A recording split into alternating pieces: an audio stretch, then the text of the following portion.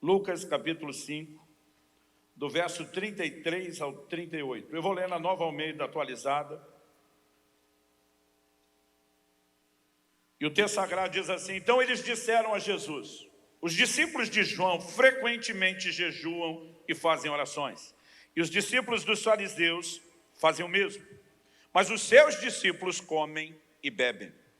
Jesus, porém, lhes disse: será que vocês podem fazer com que os convidados para o casamento jejuem, enquanto o noivo está com eles? No entanto, virão dias em que o noivo lhes será tirado, e então, naqueles dias, eles vão jejuar. Também lhes contou uma parábola: ninguém tira um pedaço de uma roupa nova para colocar sobre roupa velha, pois se o fizer, rasgará a roupa nova, e além disso, o remendo da roupa nova não combinará com a roupa velha. E ninguém põe vinho novo em odres velhos, porque se fizer isso, o vinho novo romperá os odres, o vinho se derramará e os odres se estragarão. Pelo contrário, vinho novo deve ser posto em odres novos. Amém.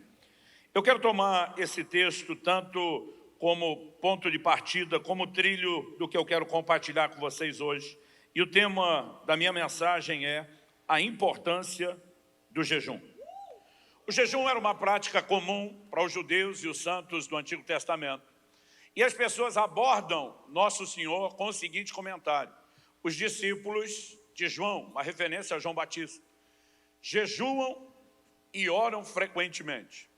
Os fariseus também. Os fariseus, nós sabemos pela declaração de Jesus em Lucas 18, 12, que jejuavam 2 vezes por semana. A tradição diz que o faziam às segundas e às quintas. O fato dos discípulos de João serem mencionados primeiro, mesmo que fosse um movimento mais recente que o dos fariseus, pode sugerir, não dá para ser conclusivo, que eles jejuavam ainda mais. De qualquer forma, a observação não era nenhum tipo de elogio. Imagine alguém chegando a um pai e uma mãe hoje fazendo um comentário mais ou menos assim: os filhos de fulano são uma benção, os filhos de Beltrano são comportadinhos, os filhos de Ciclano realmente conhecem limites, mas os seus. O que é que uma pessoa estaria insinuando com isso? Não só que o comportamento dos filhos da pessoa a quem ela se dirigia é péssimo, mas estaria responsabilizando os pais. Dentro daquele contexto, acusar os discípulos diante de um mestre era também responsabilizá-lo. E naquela hora, o Senhor Jesus simplesmente rebate com uma alegoria, que não é de difícil interpretação. Ele diz: será que os convidados para o casamento podem jejuar quando o noivo está presente? Ele diz: mas quando o noivo for tirado, eles vão jejuar. Nosso Senhor não apenas abordou o que era o assunto em discussão, jejum, mas ele também envolveu a questão do quando. Eu tenho visto muita gente tentando refutar o jejum como prática da nova aliança, dizendo que isso pertence só ao Antigo Testamento, que é uma grande bobagem, porque Jesus diz: quando o noivo for tirado. Não apenas nessa, em todas as parábolas, onde Nosso Senhor fez uma alusão ao noivo, ele falava de si mesmo. E ele determinou para quando seria o jejum. A expressão quando o noivo for tirado não falava apenas dos 3 dias de ausência entre sua morte e ressurreição, mas falava do momento em que ele fosse assunto aos céus, do período da sua ausência até o dia do seu retorno. Ele diz: é nesse tempo que eles vão jejuar. Claramente, Jesus situou o jejum para esse tempo que nós vivemos. Mas eu particularmente acredito que ele não falou apenas de quando. Ele também sugeriu nas entrelinhas o porquê eu e você devemos fazê-lo. Eu gostaria de mexer um pouco nesse assunto, considerando, em primeiro lugar, uma pergunta que já está praticamente respondida: o jejum é para hoje? Quando Jesus falou de quando eles iriam jejuar, deixou claro. Mas ainda assim eu tenho visto pessoas rebaterem. Outro dia um me falou: mas as epístolas não falam nada a respeito do jejum. Não há nenhuma ordem ou instrução para o jejum nas epístolas. Normalmente minha pergunta é: e desde quando o mandamento de Nosso Senhor precisa ser revalidado pelos apóstolos? O que você entende é o contrário. O que os apóstolos ensinavam, eles recebiam do Senhor. Não apenas aqueles que caminharam com ele, que depois da ressurreição, durante 40 dias, Nosso Senhor lhes orienta a respeito das coisas concernentes ao reino de Deus que eles deveriam pregar, mas até alguém que, como Paulo, se classifica um abortivo, depois ele está dizendo: eu vos entreguei o que eu recebi do Senhor. Então, ao contrário, eles só podem falar o que o Senhor autoriza. Não é o que o Senhor fala que se torna verdadeiro se eles respaldarem. Então, em primeiro lugar, Eu tenho dito a alguns pastores, digo, me ajuda a entender a sua lógica. Porque de vez em quando eu falo para alguns, se você discorda do meu argumento de interpretação, nossa discussão se torna subjetiva. Mas quando você discorda do seu próprio, eu digo, isso me parece de duas uma, ou desonestidade ou bipolaridade. Então eu tenho dito para alguns, vamos lá, vamos manter esse seu argumento de que as epístolas não falam quase nada sobre o jejum. Eu falei, onde é que você tem nas epístolas um imperativo a respeito da oração em línguas? Você tem Paulo dizendo, eu quero, que em algumas traduções eu gostaria que vocês falassem. E ele diz que edifica, mas não há um imperativo. Quem foi mais taxativo sobre isso foi Jesus. Esses sinais seguirão os que creem, falarão novas línguas. Eu falei, isso não impede você de acreditar e promover esse tipo de oração. Eu falei, onde você encontra nas epístolas um imperativo a respeito do dízimo? E não estou falando contra, eu creio nele. O livro de Hebreus fala de Abraão se curvando diante de Melquisedeque e diz que Levi ainda estava nos seus lombos, era seu bisneto, nem existia. O que a Bíblia está apresentando é uma verdade por meio da tipologia. Levi, por meio de Abraão, pagou ou entregou os dízimos a Melquisedeque. Se isso não fala do momento onde os dízimos sairiam do velho sacerdócio, sendo transferido para o novo, me diga o que é que explica. Mas mesmo assim não tem uma ordem. Eu falei, mesmo sem uma ordem, você crê e prega no dízimo. E prega o dízimo. Eu falei, aonde você tem ordens claras nas epístolas sobre a comissão de pregar o evangelho? Quem deu foi Jesus. Mas mesmo assim você diz ao seu povo que tem que pregar. Mas quando o assunto é o jejum, tudo aquilo que você usou e se é para sustentar o que você crê, muda só porque você não quer jejuar? Jesus diz em Mateus capítulo 6, verso 16, quando jejuardes? Ele não diz se jejuardes. É claro que ele esperava que nós o fizéssemos. Aí a pergunta é, existe um imperativo e uma ordenança clara na Bíblia? Não. No Velho Testamento nós tínhamos um dia de jejum que era uma obrigação. O dia do Yom Kippur, o dia da expiação. Então quem não afligisse sua alma nesse dia, que era sinônimo de jejuar, seria exterminado do povo. Fora isso, você não tem nenhum outro imperativo na Bíblia, nem no Antigo, nem no Novo Testamento. Mas a prática de jejum do povo sempre foi além disso. E nas palavras de John Wesley, se Nosso Senhor externou que esperava que jejuássemos, porque ninguém orienta como fazer alguma coisa, a menos que espere que as pessoas que recebem orientação façam. Então, o mero fato dele externar uma expectativa deveria ter, para mim e para você, que vivemos para agradá-lo, o mesmo peso de uma ordenança. E eu acho que as pessoas têm discutido demais uma coisa que não precisaria ser discutida. Outro dia alguém falou, mas por que Paulo não falou de jejum? Eu falei, não falou vírgula. Por duas vezes, na Epístola aos Coríntios, ele fala de jejuns no plural como sendo parte da sua prática. O livro de Atos nos mostra, por pelo menos 3 vezes, Paulo jejuando. Aí Paulo diz que nós temos que ser seus imitadores como ele foi de Cristo. Jesus jejuou, Paulo imitou, Jesus jejuou, manda a gente imitar, mas a gente quer dizer que ele falou isso e botou uma cláusula de exceção, menos no jejum. Na verdade, o que eu vejo são esforços e tentativas de derrubar algo que precisa ser entendido, praticado e resgatado no nosso meio. Mas eu não quero gastar tanto tempo tentando convencer você a respeito do jejum. É certo que Nosso Senhor não foi claro ou específico, e a Bíblia não determina qual é a periodicidade do jejum. Se você vai jejuar uma vez por semana, uma vez por mês, uma vez por ano. A Bíblia também não determina qual tipo de jejum que você vai fazer. Daniel praticou o que hoje nós classificamos, nessa época não era chamado assim, de jejum parcial.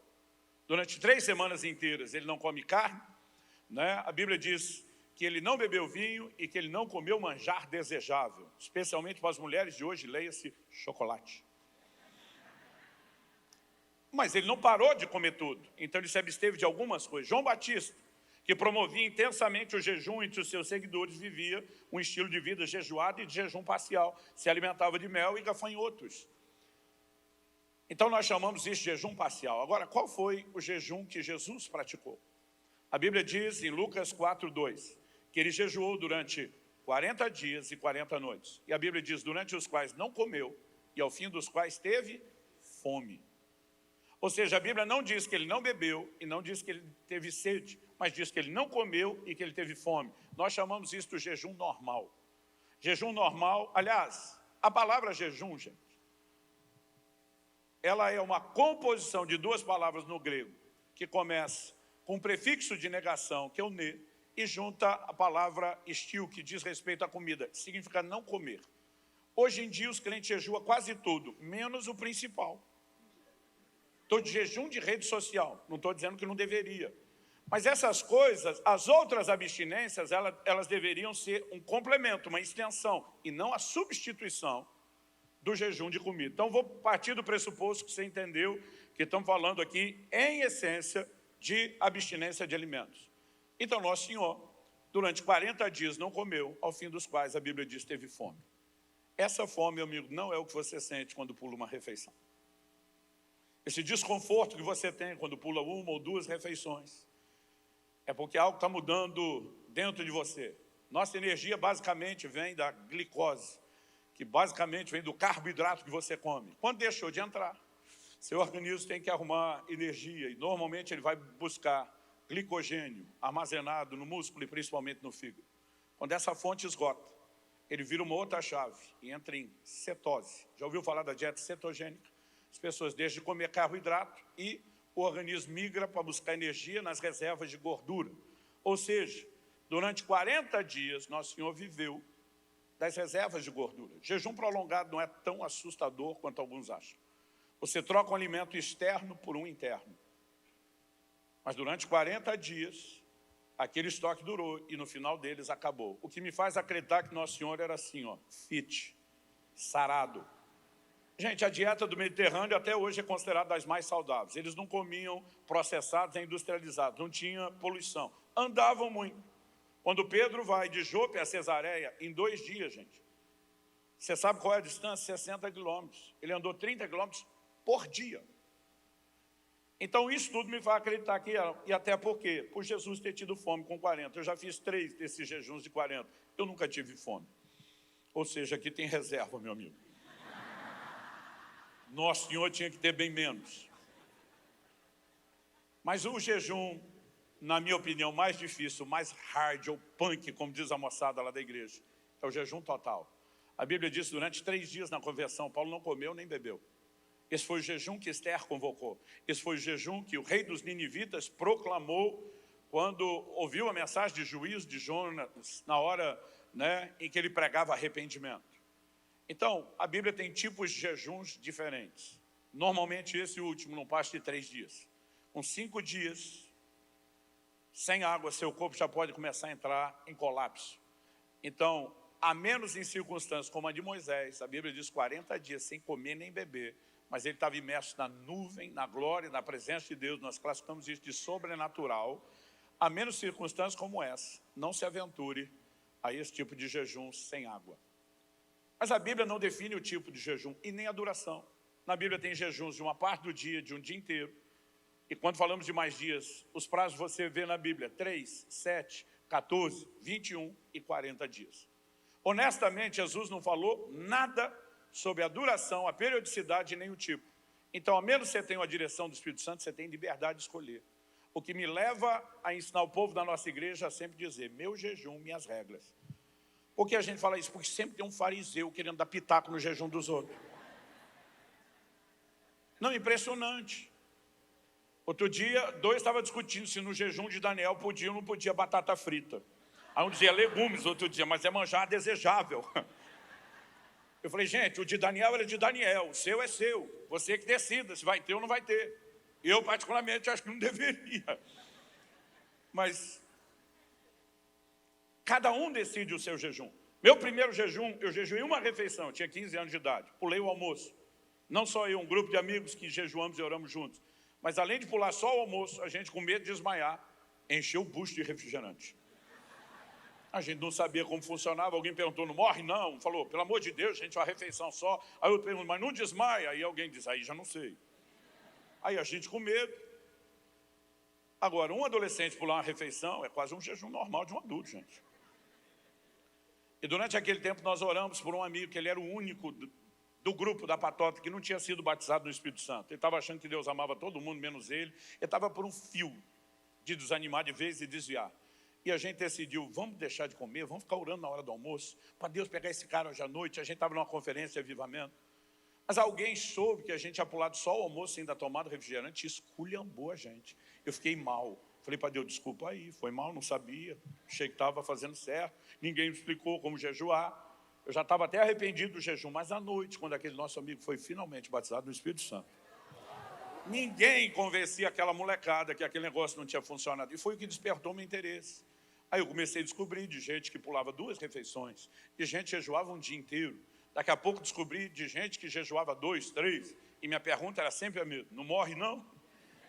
Quer dizer, eu estou aqui, mas não desmaia. Alguns diziam, olha, depende.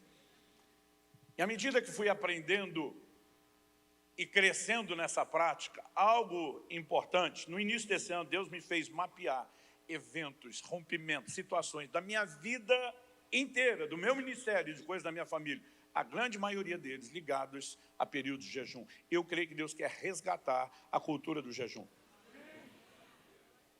A segunda coisa que eu quero dizer tem a ver com o porquê. Eu aprendi aos 15 anos de idade que o jejum não muda Deus, o jejum muda você. Deus é o mesmo antes, durante e depois do seu jejum. E Deus não deve nada para ninguém que jejua.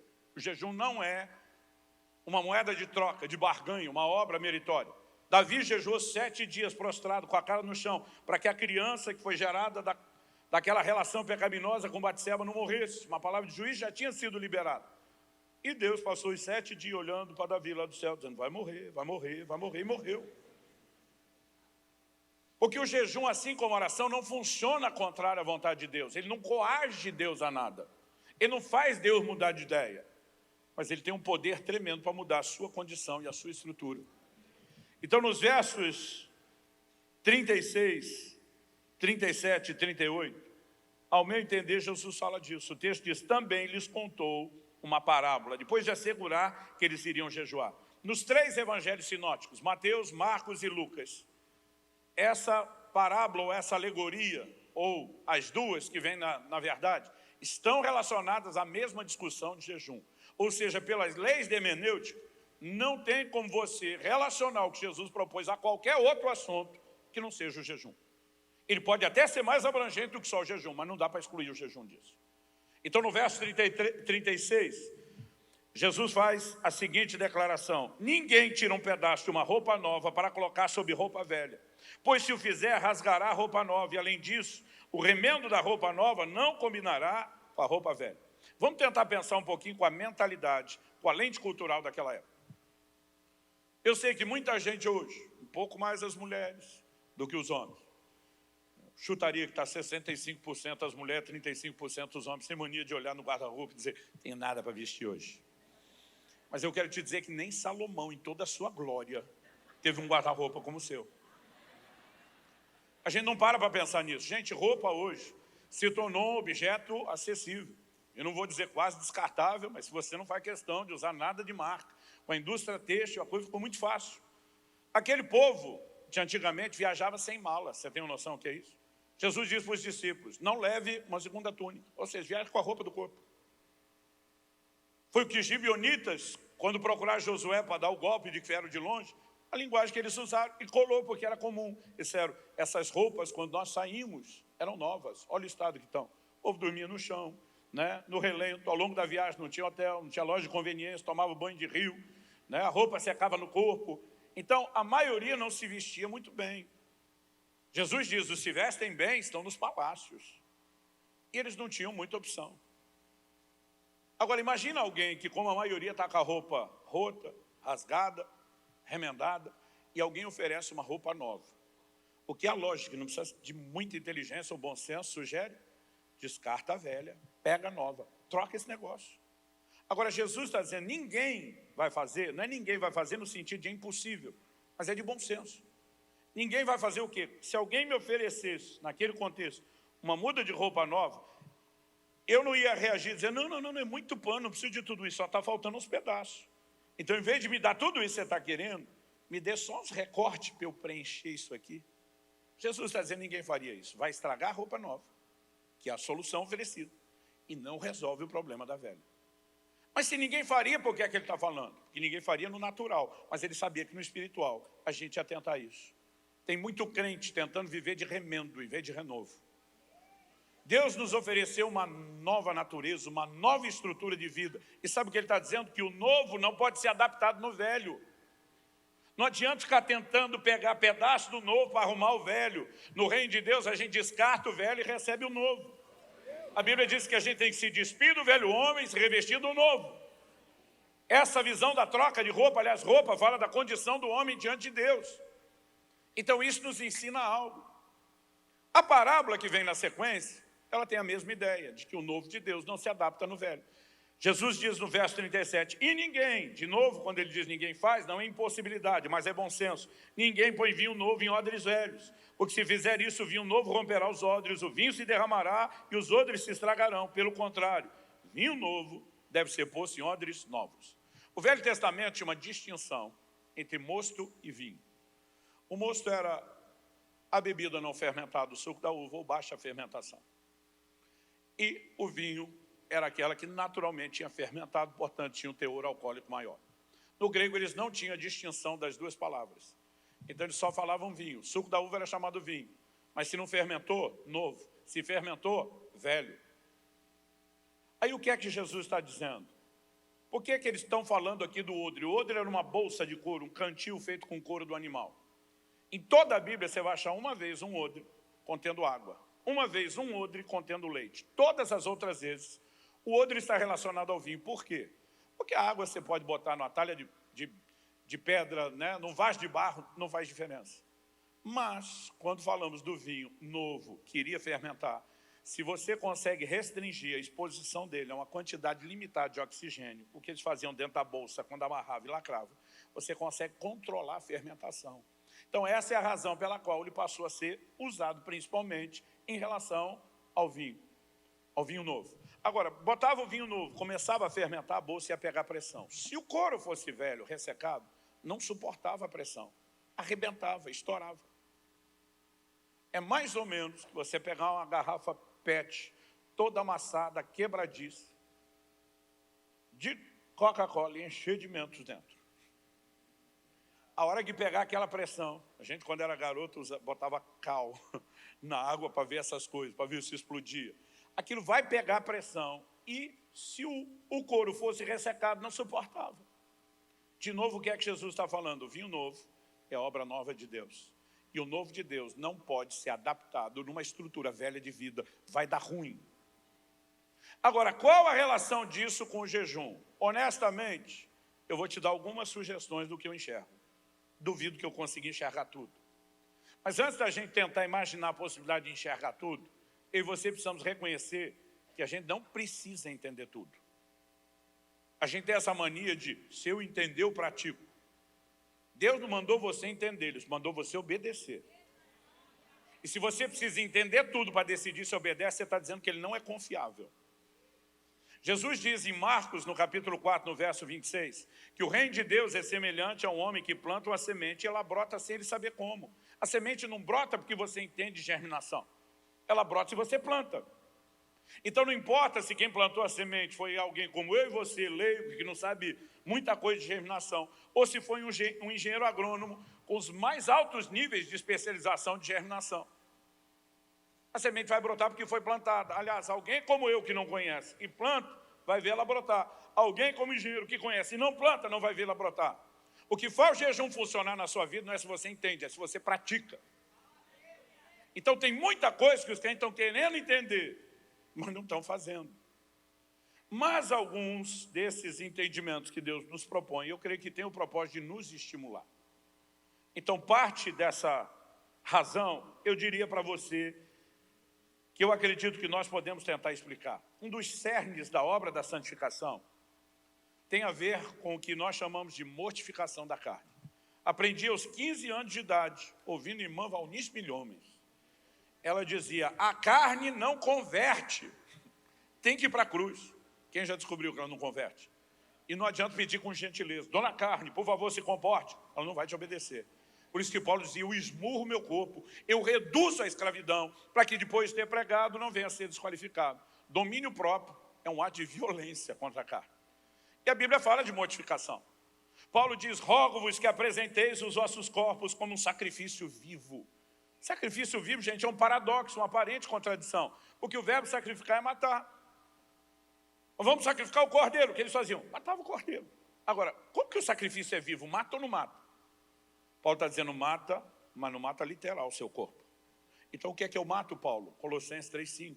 Fazei morrer a vossa natureza terrena. É matar o que está dentro do seu corpo, da sua carne, e não o seu corpo. Romanos 8,13. Pelo Espírito, mortificardes os feitos do corpo. Se a essência da obra de santificação tem a ver com o despojar do velho homem, com a eliminação dessa estrutura carnal que quer nos governar. E o jejum é uma ferramenta de mortificação intencional. A pergunta não é por que praticá-lo, a pergunta deveria ser por que não praticá-lo. Quanto mais o crente jejua, mais ele descobre que o jejum tem o poder de mudar o seu centro de gravidade. O centro de gravidade da terra puxa para baixo. O centro de gravidade do reino de Deus puxa para cima, buscar as coisas que são do alto, pensar nas coisas que são de cima. Eu percebi à medida que intensificava os jejuns, não só a recorrência, mas os períodos, que algo ia ficando cada vez mais claro. Mas em 2018, quando Deus me chamou pela primeira vez a um jejum de 40 dias na água, a constatação prática para mim foi chocante.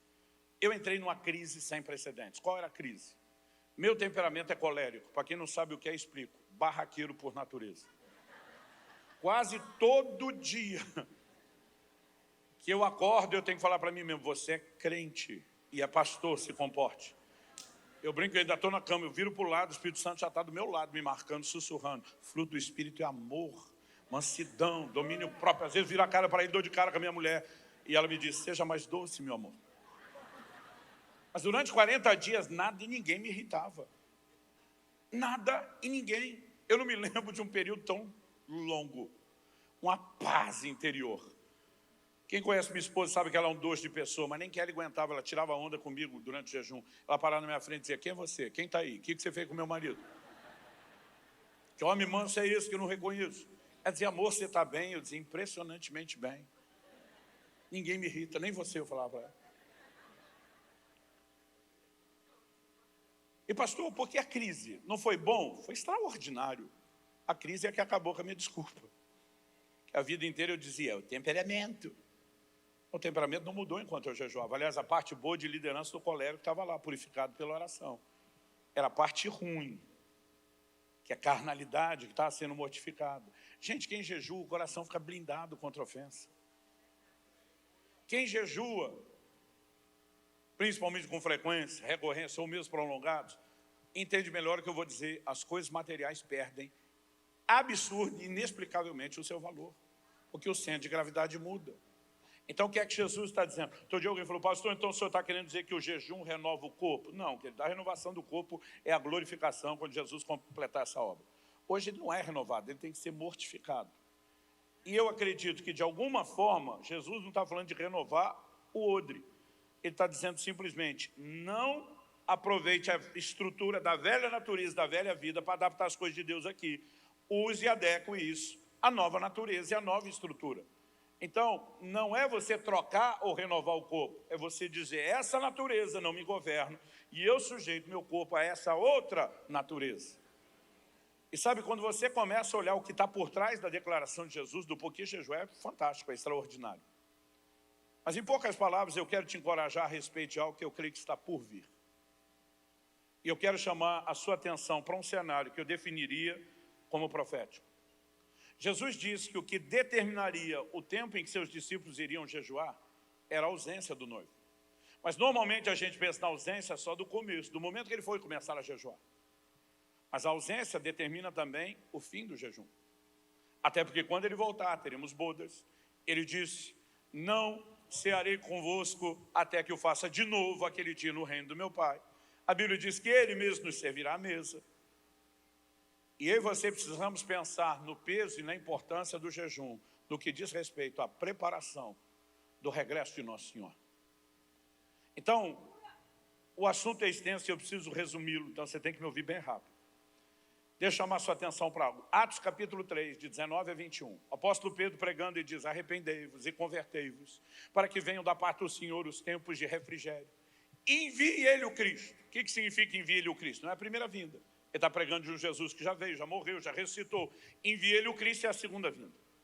Ele diz: envie ele o Cristo, o qual convém que os céus segurem, contenham, recebam, dependendo da versão, até o tempo da restauração de todas as coisas que Deus falou pela boca dos seus santos servos, os profetas. Agora, não importa qual é a sua cronologia escatológica.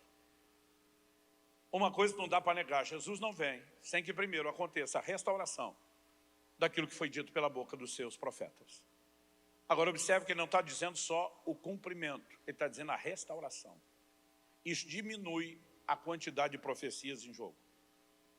Porque tem profecias que nunca se cumpriram e elas se cumprirão. Mas a restauração, ele está falando de coisas que já aconteceram e elas terão cumprimento replicado. Necessariamente, elas precisam acontecer de novo. E quando você olha nessa perspectiva, a gente com esse filtro diminuindo, eu quero pegar uma dessas. E Joel, no capítulo 2, no verso 28, nós lemos: e acontecerá, depois disso, que derramarei o meu espírito sobre toda a carne, sobre toda a humanidade. Vossos filhos e vossas filhas profetizarão, vossos velhos sonharão. A Bíblia diz: os vossos jovens terão visões, até sobre os servos e as servas derramarei do meu espírito naqueles dias. Quando que Joel disse isso? Ele diz: acontecerá depois disso. Depois do quê? Aí a gente tem que olhar o contexto do que ele está abordando. Há uma convocação de Deus para que o povo se volte a Ele em jejum. E essa convocação começa no versículo 12 de Joel, capítulo 2. E o texto diz assim: ainda assim, agora mesmo, diz o Senhor, convertam-se a mim de todo o coração, com jejuns, com choro, com pranto, rasguem o coração e não suas roupas, convertam-se ao Senhor seu Deus, porque Ele é bondoso, compassivo, tardio em ira, grande misericórdia. No verso 15, a Bíblia diz: toquem a trombeta em Sião, proclamem um santo jejum, convoquem uma reunião solene, reúnam o povo, santifiquem a congregação, congreguem os anciãos, reúnam as crianças e os que mamam no peito, que o noivo saia do seu quarto, a noiva dos seus aposentos, que os sacerdotes, ministros do Senhor, chorem entre o pórtico e o altar e orem, poupa o teu povo, ó Senhor. O que é que diz o verso 18? Então, o Senhor se compadeceu do seu povo. Primeira coisa, houve uma convocação literal para o jejum, a oração, para o arrependimento, a consagração, e essas coisas sempre pavimentam um caminho de avivamento. E quando o povo correspondeu, a Bíblia diz: o Senhor se compadeceu e fez algo extraordinário. Aliás, quando você olha ali para Joel, no capítulo 2, eu acho que vale destacar aqui ainda que Deus não apenas se compadeceu do seu povo naquele momento, mas a Bíblia diz assim: o Senhor respondeu ao seu povo, verso 19: eis que lhes envio o cereal, o vinho, o azeite, vocês ficarão satisfeitos. No verso 23, ele diz: filhos de Sião, alegrem-se, exultem no Senhor seu Deus, porque Ele lhes dará as chuvas em justa medida. Fará descer, como no passado, as primeiras e as últimas chuvas. As eiras se encherão de trigo, os lagares transbordarão de vinho e de azeite. Restituirei os anos que foram consumidos pelos gafanhotos. Verso 26, vocês terão abundância de alimento e ficarão satisfeitos e louvarão o nome do Senhor que fez maravilhas entre vocês. Essas coisas aconteceram de forma literal e no seu tempo. Mas quando ele diz: e acontecerá depois disso, você pode ler de duas formas. Acontecerá depois do requisito necessário, que envolve voltar-se ao Senhor. E acontecerá também depois do requisito necessário das bênçãos iniciais, numa outra hora, na hora certa, que derramarei do meu espírito sobre toda a carne. Essa parte se cumpriu nos dias de Joel? Não. Quando ela se cumpriu? No dia de Pentecostes. O apóstolo Pedro, em Atos, no capítulo 3, capítulo 2, perdão, ele se levanta e diz a partir do verso 15: esses homens não estão bêbados como vocês estão pensando, porque são apenas 9 horas da manhã. Mas o que está acontecendo é o que foi dito por meio do profeta Joel. E acontecerá nos últimos dias, diz Deus, que derramarei o meu espírito sobre toda a humanidade. Os filhos e as filhas de vocês profetizarão, os seus jovens terão visões, os velhos sonharão, até sobre os servos e sobre as minhas servas derramarei o meu espírito naqueles dias e profetizarão. Pedro se levanta e diz: hoje está se cumprindo o que Joel falou. Então, uma parte do que Joel falou não aconteceu na sua época. foi prorrogado e aconteceu depois. Agora a pergunta a ser feita é, tudo que faltava se cumprir do que foi dito por Joel, se cumpriu em Pentecostes? Não. Olha a continuação. Mostrarei prodígios em cima no céu, sinais embaixo na terra, sangue, fogo e nuvens de fumaça. O sol se transformará em trevas, a lua em sangue, antes que venha o grande e glorioso dia do Senhor. E acontecerá que todo aquele que invocar o nome do Senhor será salvo. O sol se transformou em trevas? Não. A lua em sangue? Não. Por que não? Porque esses assuntos, ou esses sinais, são sinais que ainda vão se cumprir. E que, de acordo com o próprio Jesus, antecedem sua vinda. Mateus 24, 29 diz, logo em seguida, a tribulação daqueles dias, o sol escurecerá, a lua não dará sua claridade, as estrelas cairão do firmamento, os poderes dos céus serão abalados. Então aparecerá no céu o sinal do Filho do Homem. Todos os povos da terra se lamentarão e verão o Filho do Homem vindo sobre as nuvens do céu com poder e grande glória. Apocalipse 6, de 12 a 14. Vi quando o cordeiro quebrou o sexto selo. Houve um grande terremoto, o sol se tornou negro ou escuro como pano de saco feito de crina. A lua ficou toda vermelha como sangue. As estrelas do céu caíram sobre a terra, como a figueira deixa cair os seus ciclos verdes quando sacudidas por um vento forte. E o céu recolheu-se como um pergaminho quando se enrola. Esses sinais ainda vão acontecer. Portanto, há uma parte da profecia de Joel que não aconteceu. Agora, o que eu e você precisamos perceber por trás desse desenho? Existe uma lógica aqui. Aliás, nós vimos que no verso 23, Deus usa Joel para dizer, ele lhes dará chuvas em justa medida. O que significa justa medida? Fará descer, como no passado, as primeiras e as últimas chuvas. Ou, dependendo da tradução que você usa, a chuva temporã e a chuva serôdia. Justa medida era restaurar os ciclos da chuva. Eu moro no Paraná, a maior parte da minha vida, e uma das maiores potências agrícolas, né, do nosso país, é uma coisa que você aprende rápido com aquela turma que trabalha com isso, é sobre o ciclo de chuva. Se a chuva atrasa, se a chuva antecipa, se a chuva dura menos, se ela dura mais, a preocupação que eles têm, porque a agricultura depende muito do ciclo da chuva. O que eram as primeiras chuvas? Eram aquelas que vinham amolecer o solo e facilitar o duro trabalho de arar a terra, numa época onde eles não tinham tratores. Ela era importantíssima para a semeadura acontecer. Depois vinha um tempo de seca. Quando estava se aproximando a época da colheita, vinham as últimas chuvas, que costumavam ser maiores, mais intensas e mais abundantes que as primeiras. Elas iriam acelerar a maturação do fruto e potencializar uma grande colheita. Elas tinham essa responsabilidade. Então Deus está dizendo, eu vou restaurar as primeiras e as últimas no seu devido ciclo. Porque só a primeira ajuda, mas o que garante a grande colheita são as últimas. Eu quero que você mantenha esse desenho em mente, porque é depois de falar das chuvas, que Joel migra pelo Espírito, a profecia, para falar de um outro derramar, o derramar do Espírito, que para mim, ele segue esse paralelo. Quando eu e você olhamos e pensamos para o tempo do fim, nós não podemos ignorar essa verdade. Tiago, capítulo 5, versos 7 e 8, diz, portanto, irmãos, sejam pacientes até a vinda do Senhor. Por que ele pediu paciência? A igreja, desde a primeira geração, pregava a iminência do regresso do seu Senhor. E no início, alguns empolgaram e foram para um extremo, como os Tessalonicenses, e diz, Jesus está voltando, e começaram a ser irresponsáveis. Paulo disse, se alguém não trabalha, também não coma. Mas depois a igreja migrou para outro extremo. Qual era o outro extremo? O apóstolo Pedro diz, estão zombando da promessa da sua vinda. Tudo está igual no começo. Se ele falou disso, por que é que não está acontecendo? E aqui as pessoas já estavam impacientes com o assunto da vida do Senhor.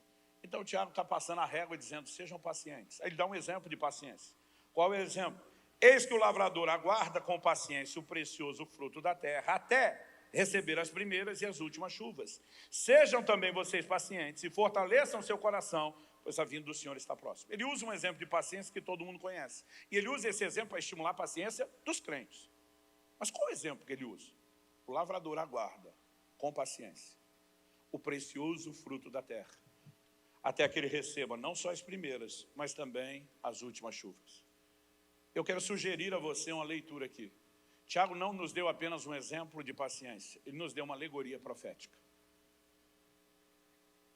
Quem é o lavrador que está guardando o precioso fruto da terra? Além do fato de que Jesus usou para si essa analogia várias vezes, eu quero que você olhe comigo 2 de Pedro 3,9. O Senhor não retarda a sua promessa, ainda que alguns a julguem demorada. Pelo contrário, Ele é paciente com vocês, não querendo que ninguém pereça, mas que todos cheguem ao arrependimento.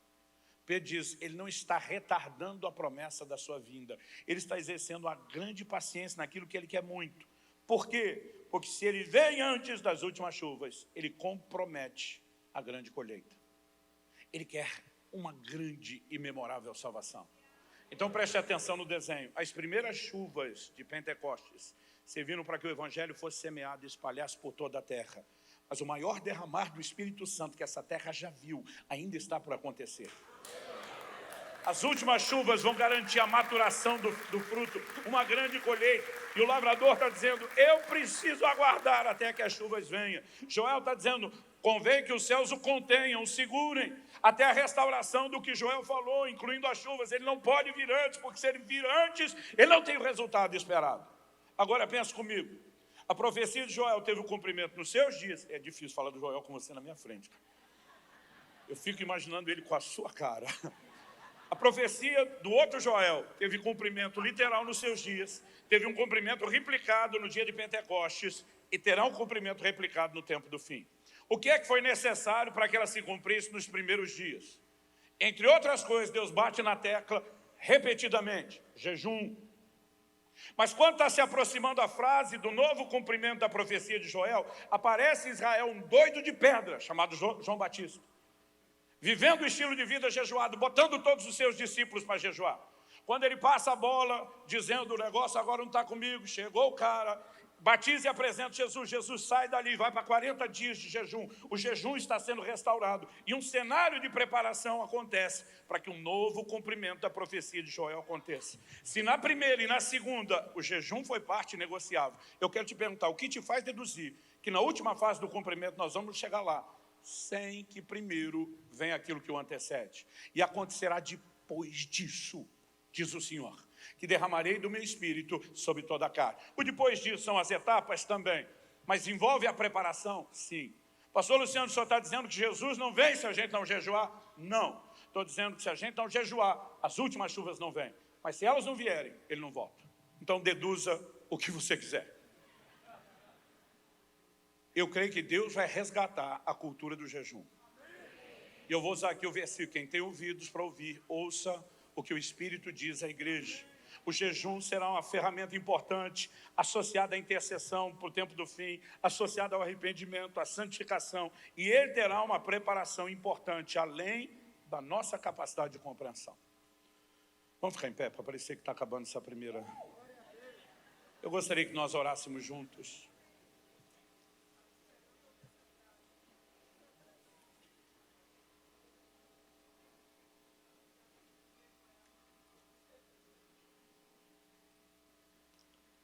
Pai, nós nos colocamos diante de Ti.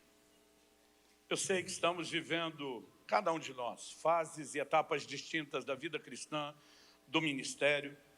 E sabemos que há princípios que são genéricos para todos nós, mas há questões que são personalizadas. Sabendo que o Senhor respeita esse tempo, o processo e a fase de cada um, nós oramos que o Senhor nos estimule a nossa fé tanto naquilo que é genérico, como naquilo que é personalizado. Eu oro nessa noite por um despertamento. Eu oro que a Tua palavra fale e cale nos nossos corações. Eu oro que o Senhor abra os olhos do nosso entendimento, para que possamos compreender a importância do jejum e dessa forma, corresponder com o Senhor de uma forma diferenciada. Que venham dias de rompimento, não só para a igreja brasileira, que venham dias de rompimento nas nossas vidas. Nós oramos em nome de Jesus. Em nome de Jesus. E para a glória de Deus. Se você crê e concorda, diga amém. Você recebe essa palavra, diga eu recebo.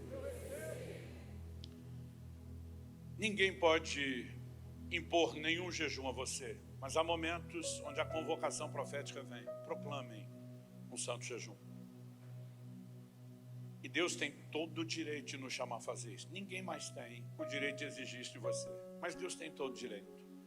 E nós precisamos ser sensíveis. O que eu quero te pedir é que nos próximos dias você possa orar e perguntar a Deus o que o Senhor espera de mim. Talvez você, como eu, vai começar pulando uma refeição só. Talvez você que já se exercita nessa prática vai entender que Deus está te chamando para um lugar mais intenso.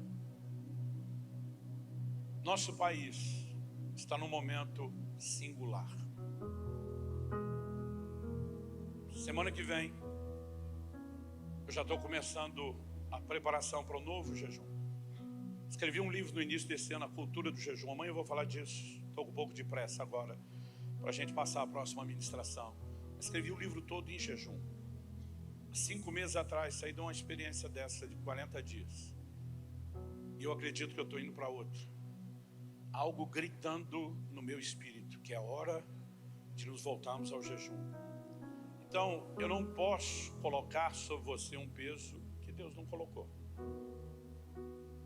Eu levei muito tempo na minha caminhada para chegar a esse lugar onde Ele está lidando comigo dessa forma e dessa maneira.